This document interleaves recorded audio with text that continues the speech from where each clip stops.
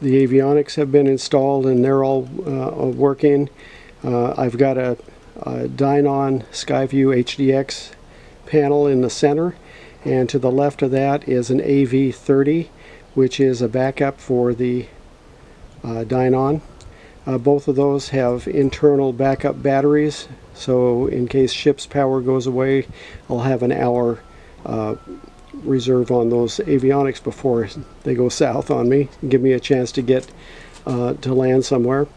I also have a GPS, a certified GPS Garmin 175, so that I can fly IFR with this aircraft.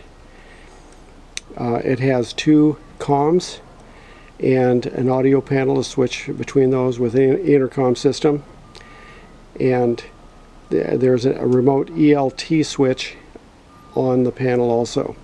I've installed electric heaters for the seats, and there is adjustment for each seat individually for how much heat you want per seat on the panel there.